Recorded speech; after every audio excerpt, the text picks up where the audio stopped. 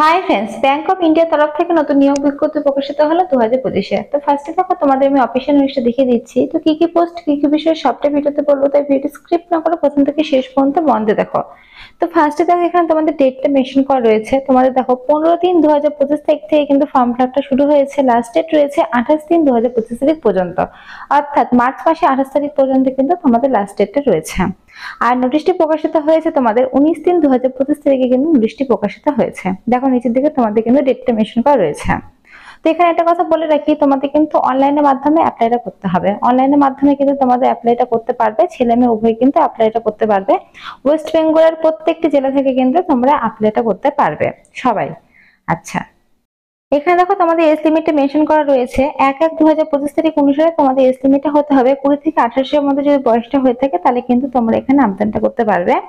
আর উপর দিকে দেখো বলেছে এই candidate must be citizen of India. তো ইন্ডিয়ান সিটিজেন হলে কিন্তু তোমরা এই রিক্রুটমেন্টের জন্য ফর্ম ফিল আপটা করতে পারবে।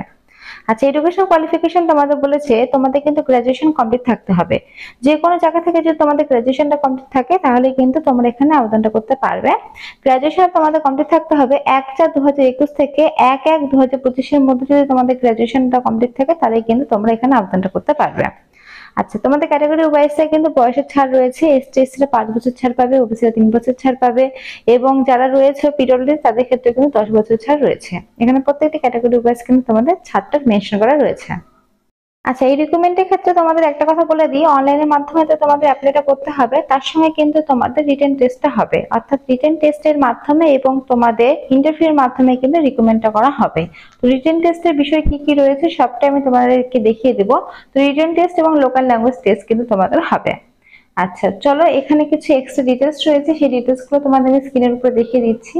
আর নোটিশের লিঙ্কটা আমি দিয়ে রাখবো ডেসক্রিপশনে, সেখান থেকে নিয়ে যাতে নোটিশটা তোমরা ভালোভাবে পড়ে তারপরে ফর্ম ফিল আপটা করতে পারো অনলাইনের মাধ্যমে। সেই জন্য কিন্তু ওয়েবসাইট সঙ্গে নোটিশের লিঙ্ক দুটোই আমি দিয়ে রাখবো তোমাদের সুবিধার্থে। আচ্ছা, এখানে দেখো রিটেন টেস্টের বিষয়টা কিন্তু তোমাদের মেনশন করা রয়েছে, দেখতে পাচ্ছ। তো তোমাদের রিটেন টেস্ট না হবে তারপর কিন্তু তোমাদের লোকাল ল্যাঙ্গুয়েজ টেস্টটা করা হবে। তো ওয়েস্ট বেঙ্গল লোকাল ভাষা কিন্তু বাংলা, তো সেই ভাষাটা কিন্তু তোমাদের ভালোভাবে লিখতে পড়তে জানতে হবে।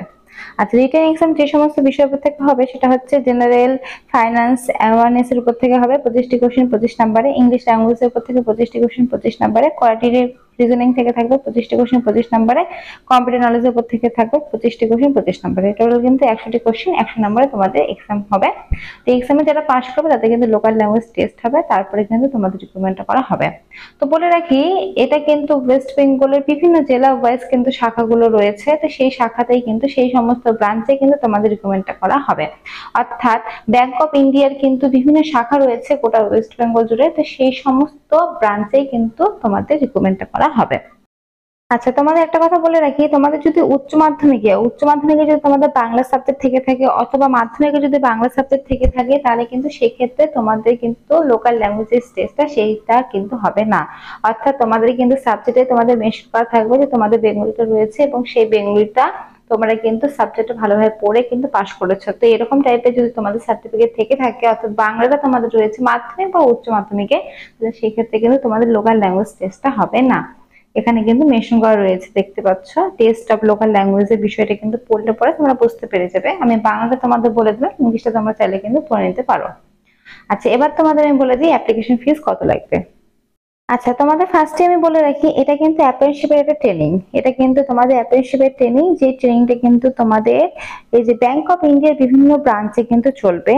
তো এই ট্রেনিং চলাকালীন কিন্তু তোমরা স্টাইপেন্ড এর টাকা পাবে। তো স্টাইপেন্ড এর দেখো তোমার টাকাটা এখানে মেনশন করা রয়েছে, পার মান্থ কিন্তু 12,000 টাকা তোমরা পাবে। অর্থাৎ stipend per month to be paid তোমাদের দেখো 7,500 টাকা দেওয়া হবে, এবং সেকেন্ড তোমাদের দেওয়া হবে, অর্থাৎ দুইটা শিফটে তোমরা টাকা পাচ্ছ। সেকেন্ড দেওয়া হবে 4,500 টাকা। অর্থাৎ তো প্রত্যেক মাসে তোমাদের কিন্তু 12,000 টাকা তোমরা পেয়ে যাবে। এটা কিন্তু একটা অ্যাপ্রেন্টিসশিপের ট্রেনিং।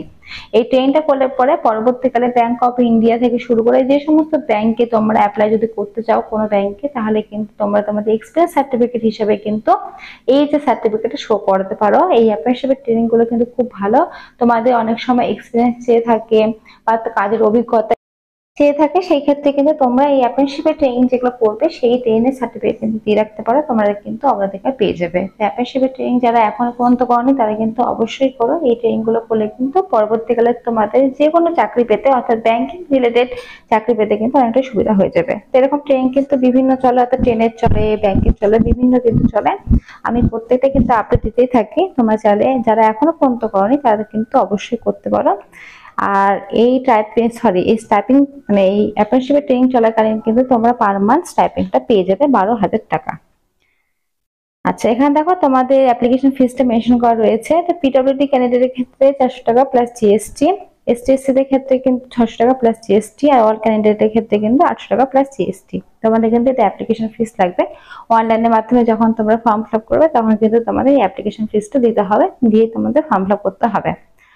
আর যে ট্রেনিংটা বললাম সেই ট্রেনিংটা কিন্তু চলাকালীন তোমরা কিন্তু স্টাইপিং এর টাকা পেয়ে যাবে। তো একদিকে তোমাদের ট্রেনিংও হয়ে গেল, আর একদিকে কিন্তু তোমার টাকা পেয়ে যাচ্ছ।